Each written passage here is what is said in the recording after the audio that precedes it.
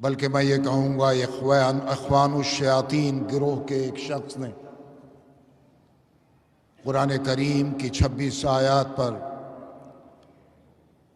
पाबंदी लगाने के लिए एक रिट सुप्रीम कोर्ट में दाखिल की।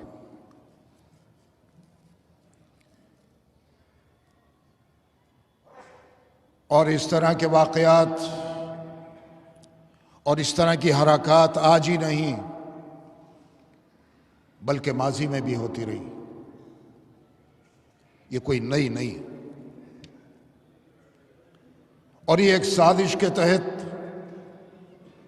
हिंदुस्तान में, हिंदुस्तान से बाहर मुख्तलिफ ममालिक में इस तरह की हरकत होती रही। इस्लाम के ख़िलाफ़, मुसलमानों के ख़िलाफ़, कुरान करीम में तहरीफ के ख़िलाफ़, तहरीफ के लिए ये हरकत होती रही। लेकिन तारीख़ गवाह है कि जिसने भी कुरान की तहरीफ का मुतालबा किया या अदालत में गया उसको कामयाबी हासिल नहीं, क्योंकि कुरान करीम में अल्लाह ताला ने खुद फरमाया कि इसकी हिफाजत का जिम्मा मेरा।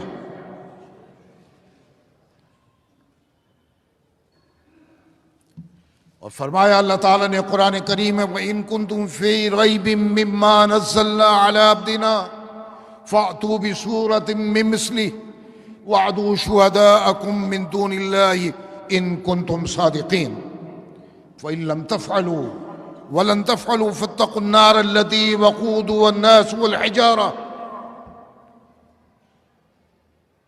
फरमाता है अल्लाह रब्बे करीम, अगर तुम शक में हो इस कलाम से जो हमने अपने बंदे पर उतारा, तो इस जैसी एक सूरत भी ले आओ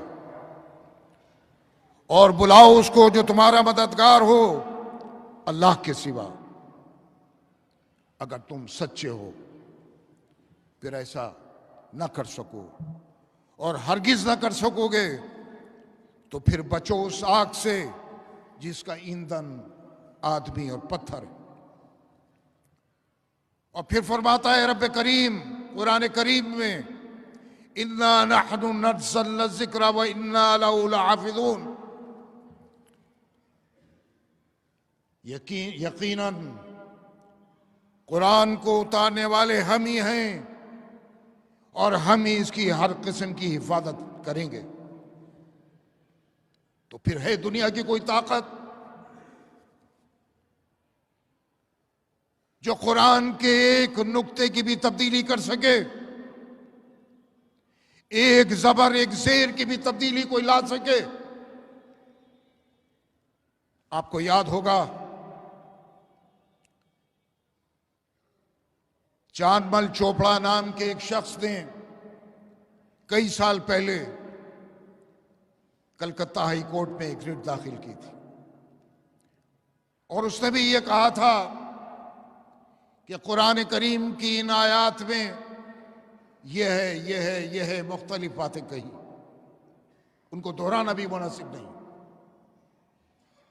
और उसने पूरे कुरान पर पाबंदी का मुतालबा किया था।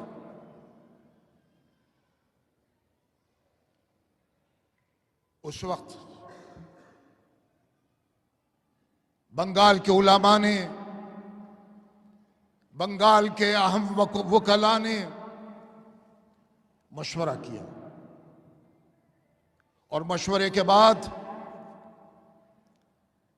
वकला ने यह तय किया कि हम इस पर बहस नहीं करेंगे कि कुरान की इन आयात में ये सही है, ये गलत, ये सही है, ये सही है, सही है, और जो फलां शख्स ने रिट दाखिल की है वो गलत है। हम इस पर बहस नहीं करेंगे। और बहस सिर्फ इस पर होगी कि क्या आसमानी किताब पर पाबंदी लगाई जा सकती है। और उस वक्त के अटॉर्नी जनरल ने मुदल्लल बहस की और किसी भी वकील ने इससे हटकर बहस नहीं की। मौजूद सब थे अदालत में। जब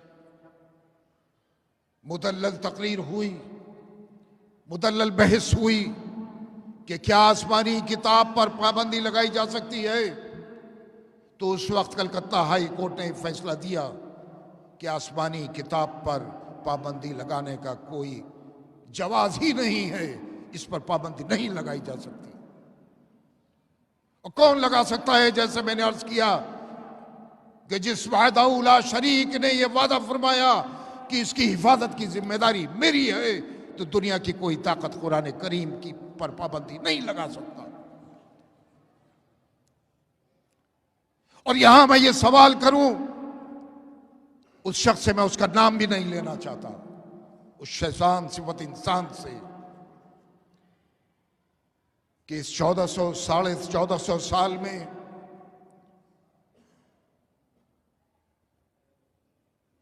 करोड़ मुसलमानों के सीनों में जो कुरान करीम महफूज रहा, उसको दुनिया की कोई ताकत खत्म कर सकी? मरते दम तक, जब तक उसके सीने में सांस थी, वो कुरान उसके सीने में महफूज रहा और कब्र तक उसके सीने और कब्र तक पहुंचा। कोई खत्म नहीं कर पाया। मशरिक से मगरिब, शुमाल से जुनूब, करोड़ मुसलमान हैं, करोड़ मुसलमान, और करोड़ों हुफ्फाज हैं जिनके सीनों में कुरान महफूज है, जो हाफिज कुरान है, चाहे वो हिंदुस्तान हो, चाहे दुनिया का कोई कोना हो। आप मशरिक में रहने वाले मुसलमान से जो हाफिज कुरान है, और मगरिब में रहने वाला मुसलमान जिसके सीने में कुरान है, उससे आप पढ़वा लीजिए। जो कुरान मशरिक में रहने वाला मुसलमान पढ़ेगा, वही मगरिब में रहने वाला मुसलमान पढ़ेगा। कोई एक नुक्ते का भी फर्क आपको नहीं मिलेगा, ना नुक्ते का, ना जेर का, ना जबर का। और ये इल्जाम और ये कहना कि ये जिहाद को तरगीब देती है ये आयत, इसमें यह है, इसमें फला है, उसमें निमका। जो शख्स सुप्रीम कोर्ट में गया, उसको जिहाद का मतलब भी पता है। जिहाद का मतलब तलवार उठाना ही नहीं है। जिहाद का मतलब इस जैसे शख्स से मुकाबला करना भी जिहाद है। बुराई से रोकना भी जिहाद है। जो तालीम से आरास्ता लोग नहीं है, बच्चे नहीं हैं, उनको तालीम की तरफ लाना, उनको जिहालत से निकालना भी जिहाद है। बुराइयों को रोकना भी जिहाद है। सिर्फ तलवार उठाने का नाम जिहाद नहीं है।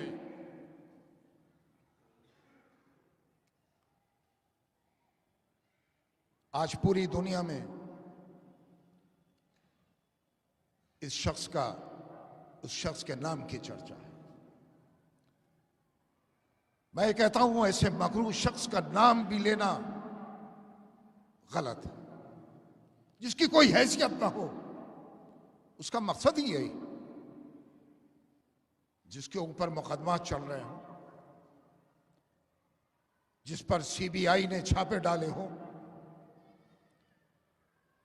जिसने करोड़ों रुपए का गबन किया हो, जिसकी कोई हैसियत ना हो, उसने पब्लिसिटी के लिए और उन मुकदमात से बचने के लिए सब कुछ किया। और गौर कीजिए, इस शख्स को लाने वाला कौन है और कौन सी पार्टी उस वक्त उत्तर प्रदेश में इख्तियार में थी, जो उस वक्त इस शख्स को, जिसने वक्फ बोर्ड का चेयरमैन बनाया, अखिलेश की तो सरकार थी, अखिलेश ही तो लेकर आए। और लेकर आया वो वजीर वो रामपुर में रहने वाला वजीर, वो मगरूर वजीर जिसने उलमा की तौहीन की, जो ये कहता, जो खुदाई का दावेदार था, जो ये कहता था कि आसमान के फैसले आसमान पर होते हैं और जमीन के फैसले हम करते हैं। इसने रामपुर में तकरीर की। उस शख्स का हशर तो देख लीजिए आप, जो अपने साथ जहाजों में बिठाकर उस शख्स को लेकर फिरता था, जिस पर शैया रहनुमाओं ने एतराज किया। कल पे जवाद साहब मोहतरम यहां तशरीफ फरमाए, उन्होंने उस वक्त मुखालफत की कि इस शख्स को ये जिम्मेदारी मत दो, लेकिन ना अखिलेश माने ना वो शख्स माना जो रामपुर में वजीर था, नाम आजम था, वजीर बन गया, अपने आप को समझता था वजीर आजम हूं मैं। वही तो हमारे ऊपर उसने मुसल्लत किया इस शख्स को। वही तो अखिलेश यादव हैं जो ये दावा करते हैं कि मैं मुसलमानों का हमदर्द हूं। वही शख्स इसको लेकर आया इस आजम के कहने पर, जो रामपुर का रहने वाला है और आज जेल की सलाखों के पीछे है, जिसने हजारों मुसलमानों को उत्तर प्रदेश में तबाह बर्बाद किया, जिसने गरीबों को मुलाजमतों से निकाला, नौजवानों को मुलाजमतों से निकाला, बेवाओं के मकानात पर बुलडोजर चलवाए। गुरूर और तकब्बुर का आलम यह था कि अपनी एक तकरीर में कहता है रामपुर के डिस्ट्रिक्ट मजिस्ट्रेट को कि यह तनख्वाहिया है, ये तो हमारे जूते साफ करेगा। और आज कौन किसके जूते साफ कर रहा है? ये रोजे रोशन की तरह है। हम में से ही लोग हैं जो हमारे दुश्मन हैं।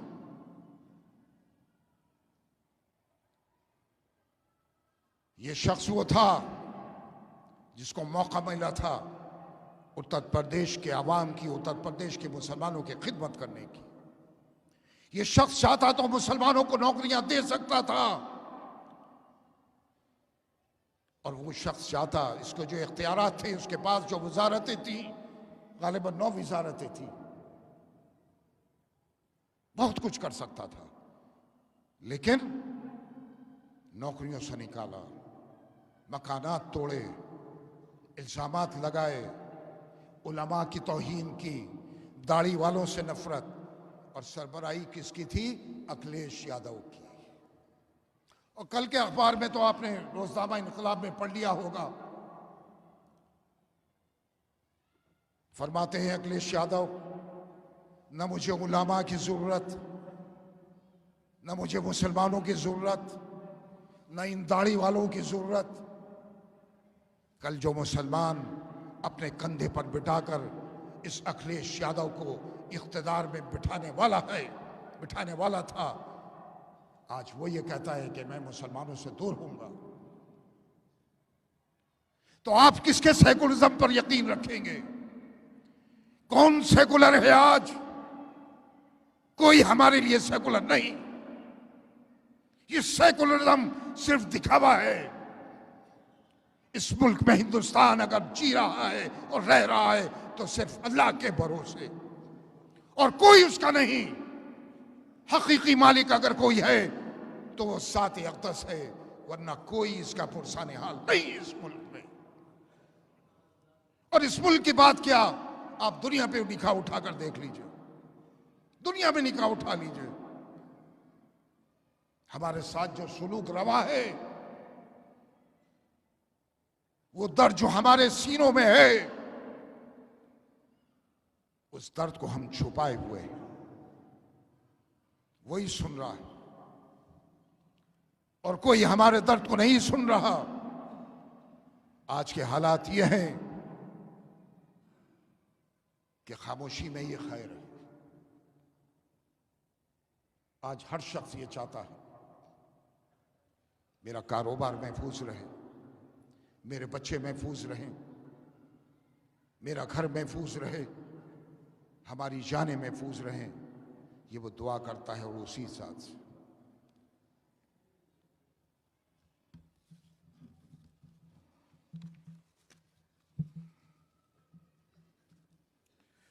अज़ीज़ान मोहतरम, मैं जिस मौजू पर था उसी पर आता हूं। जहां तक कुरान करीम और इस्लाम का ताल्लुक है, मुख्तलिफ अदवार में ये साजिश होती रही। जैसा मैंने अर्ज किया कि इस साजिश में आज तक कोई कामयाब नहीं हुआ, और सबसे अहम तो यह है कि यह आसमानी किताब एक मौजज़ा है और इसकी हिफाजत की जिम्मेदारी ही अल्लाह रब्बुल इज्जत ने ली है और वही इसका मुहाफिज भी है। अब अदालत में मामला है,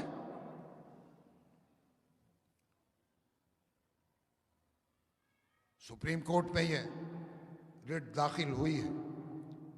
एडमिट हुई है या नहीं है मुझे नहीं मालूम, अभी तक मुझे कंफर्म नहीं है कि एडमिट हुई या नहीं। और जो कानूनदां हैं उनके बयानात में, अखबारात में पढ़ रहा था कि ये रिट सुप्रीम कोर्ट इसको खारिज कर देगी। इंशाअल्लाह ऐसा होना भी चाहिए, क्योंकि अगर जरा सी भी तब्दीली की कोई बात की गई तो हिंदुस्तान ही नहीं पूरी दुनिया हिल जाएगी। क्योंकि कुरान करीम वो आसमानी किताब है जिसकी बेहुरमती और उसके ताल्लुक से अगर कोई साजिश करता है और इस पर कोई आंच आती है तो दुनिया का मुसलमान इसको बर्दाश्त नहीं करेगा। ये एक मुसल्लमा हकीकत है। मुख्तलिफ सहीफे मुख्तलिफ अदवार में नाजिल हुए, उतरे, इंसानों तक पहुंचे, लेकिन आज तक वो सहीफे महफूज नहीं। मुख्तलिफ दौरों में, मुख्तलिफ अदवार में उनमें तब्दीलियां हुई, लेकिन कुरान करीम वो वाहिद आसमानी किताब है जिसमें 1450 साल में कोई तब्दीली ना हुई, ना हो सकेगी। दुनिया की कोई अदालत हो कुरान में तब्दीली नहीं कर सकती। जैसे मैंने पहले भी अर्ज किया, एक नुक्ते की, एक जबर की, एक जेर की, एक पेश की भी तब्दीली कोई नहीं कर सकता, और ये सुप्रीम कोर्ट जानती है। आपने एहतजाज कर लिया, पूरे हिंदुस्तान में एहतजाज हुआ, सोशल मीडिया पर देखिए तो दुनिया भर से लोग इस पर नाराजगी का इजहार कर रहे हैं, और ये चीज सुप्रीम कोर्ट तक पहुंच चुकी है। और हम खुदा की जात से ये उम्मीद रखते हैं कि सुप्रीम कोर्ट में अव्वल तो ये रिट जो है वो एडमिट ही नहीं होनी चाहिए, और अगर होती है और सुप्रीम कोर्ट कुछ कहता है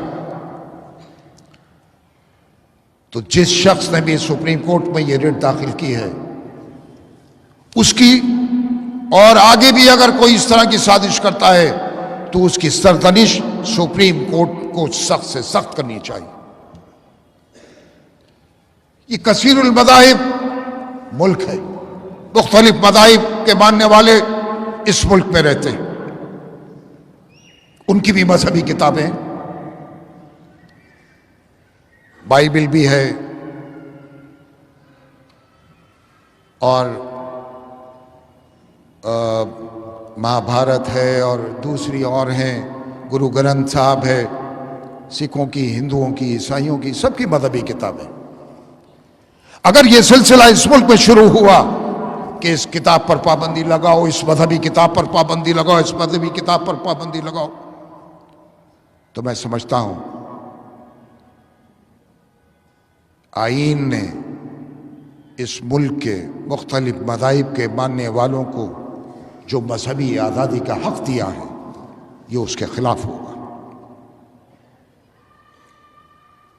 इस मुल्क में मजहबी आज़ादी का हक मुल्क के दस्तूर ने सबको दिया है, चाहे वो हिंदू हो, चाहे मुसलमान हो, चाहे सिख हो, चाहे ईसाई हो, चाहे पारसी हो, चाहे बुद्धिस्ट हो, सबको दिया है। लेकिन अगर ये सिलसिला शुरू हो गया तो फिर ये सिलसिला थमेगा नहीं। इसलिए सुप्रीम कोर्ट को चाहिए कि चाहे आज का ये शख्स हो, बदनाम ज़माना, शैतान सिफत इंसान, इसकी सख्त से सख्त सरतनिश सुप्रीम कोर्ट को करनी चाहिए, ताकि मुसलमान ये महसूस कर सके कि हिंदुस्तान की अदालत आलिया हिंदुस्तान में रहने वाले अवाम, हिंदुस्तान में रहने वाले मुसलमानों को इंसाफ देती। हम ये तवक्को रखते हैं कि अदालतें इंसाफ देंगी। बास मौके पर ऐसा हुआ है कि इंसाफ नहीं मिला, और आज भी लाखों लोग हैं, चाहे वो हिंदू हो, मुसलमान हो, कोई भी हो, इंसाफ से महरूम रहे। और जब किसी मुल्क में कानून नाम की कोई चीज ना हो, कानून की बालादस्ती ना हो और इंसाफ न मिल सके, तो वो मुल्क तरक्की नहीं कर सकता। आज हम देख रहे हैं अपने मुल्क में, मुल्क जिस तरफ जा रहा है, मुल्क जिस सिमत की तरफ जा रहा है, वो तशवीशनाक है। हमने अंग्रेजों को क्यों भगाया? हमारे अकाबिरीन ने,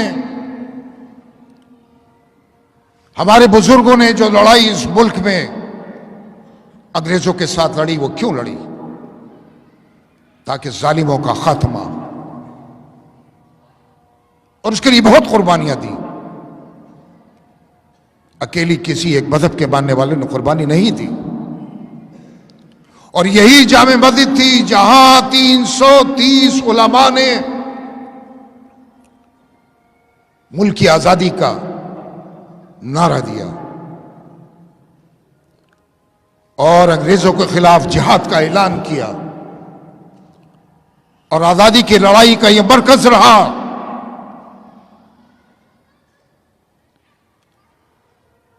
और जिसकी बुनियाद शेखुल जब पर रखी गई, इस मुल्क की बुनियाद।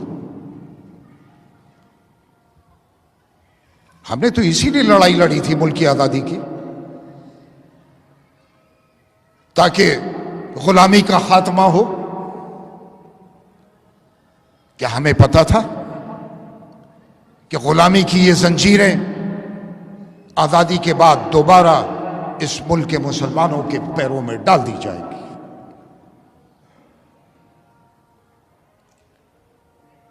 मुल्क जिस तरफ जा रहा है तशवीशनाक है। मुल्क के सरबराह को मुल्क चलाने वालों को इस तरफ तवज्जो देने की जरूरत है। अगर ये हिंदू मुस्लिम के नाम पर मुल्क को लड़ाया जाने लगा, मुल्क में खाइयां पैदा की गई, हिंदू और मुसलमानों के दरमियान तफरीक पैदा की गई, तो याद रखें यह मुल्क तरक्की नहीं कर सकता। तरक्की वही ममालिक करते हैं जहां इंसाफ होता है, जहां कानून की बालादस्ती होती है,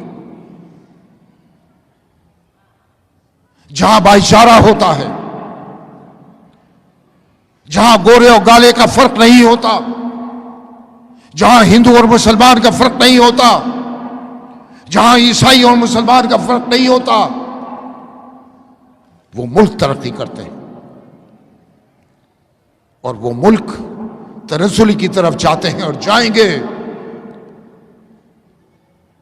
जहां नफरतों की दीवारें खड़ी की जाएं और नफरतों की दीवारें खड़ी कर कर वक्ती सुकून तो हासिल किया जा सकता है, लेकिन ऐसे लोग मुल्क को तबाही की तरफ लेकर जा रहे हैं। आज हर शख्स अपने आप को गैर महफूज समझता है और उसके दिल में और उसके दिमाग में ये जो चीज घर बैठती जा रही है कि हम महफूज नहीं हैं, ये जिम्मेदारी हुकूमत की है कि इस चीज को और ये जो एक डर और खौफ है इसको निकाले। सवाल इस मुल्क में हिंदू और मुसलमान का नहीं होना चाहिए, इंसाफ हो, रूल ऑफ लॉ हो, कानून की बालादस्ती हो, जब ही मुल्क तरक्की करेगा। अब ये बहस और ये साजिशें कि कुरान पर पाबंदी लगे, कुरान की आयत निकाली जाए, क्या ये मुल्क के लिए किसी भी तरह से सही या मुनासिब है? और जो शख्स ये मुतालबा कर रहा है, हुकूमत को चाहिए कि उसके खिलाफ कदम उठे, उसके खिलाफ कदम उठाना चाहिए ताकि ये जो एक हेजानी कैफियत है मुसलमानों में वो खत्म हो। बहरहाल हमें खुदा की ज़ात से उम्मीद है कि सुप्रीम कोर्ट में जो पिटीशन दायर की गई है वो या तो खारिज होगी या फिर सुप्रीम कोर्ट उस शख्स की और ऐसे लोगों की जो मुस्तकबिल में भी ऐसा करना चाहें उनकी सख्त से सख्त सरजनिश करेगा ताकि किसी की भी आइंदा हिम्मत ना हो कि वो इस तरह की पिटीशन अदालत में दाखिल कर सके। अब मैं समझता हूं कि ये मामला अब सुप्रीम कोर्ट में है और सुप्रीम कोर्ट को फैसला लेना है। हमें उस ज़ात अक़दस पर भरोसा रखते हुए जिसने कुरान की हिफाजत का वादा फरमाया, खुद कुरान करीम में फरमाया, सबसे पहले उस ज़ात पर और फिर उसके बाद हम सुप्रीम कोर्ट से ये उम्मीद रखते हैं कि वो ऐसा फैसला लेगी जिससे हिंदुस्तान ही नहीं है कि कुछ अदालतें इंसाफ से महरूम रखती हैं। तो मैं समझता हूँ सुप्रीम कोर्ट की जिम्मेदारी है कि कानून की बालादस्ती और इंसाफ से किसी को महरूम न किया जाए। ये मुल्क की ही नहीं, मुल्क के अवाम की भी बहुत बड़ी क़ीमत होगी। आज इस मौके पर जनाब कल्ब जवाद साहब और दीगर शिया रहनुमा यहाँ तशरीफ़ लाए हुए हैं। इसी मसले पर इत्तेहाद और यगानियत दिखाने के लिए मैं उनका यहाँ खुलूस दिल के साथ इस्तकबाल करता हूँ और हम उम्मीद करते हैं कि शिया और सुन्नियों के दरमियान जो मादी में एक तफरीक रही है और लखनऊ में हमेशा उस दौर में झगड़े हुआ करते थे, लेकिन हज़रत इमाम खुमैनी रहमहुल्लाह के तशरीफ़ लाने के बाद जो तब्दीली आई दुनिया में और शिया सुन्नी इत्तेहाद जिस तरह से कायम हुआ, हमें उम्मीद है कि ये इत्तेहाद हमेशा कायम रहेगा। और मैं दुआ करता हूँ कि मुख्तलिफ़ मसाइल में जब भी हो मशवरे के साथ हम आगे बढ़ सकें, क्योंकि मशवरे के बग़ैर कोई चीज़ कामयाब नहीं होती, मशवरे बरकत भी होती है। मैं उम्मीद करता हूँ कि ये रिश्ता जो है वो कायम होगा और मैं आपके इस कदम की इस्तकबाल करता हूँ और आपको मुबारकबाद पेश करता हूँ।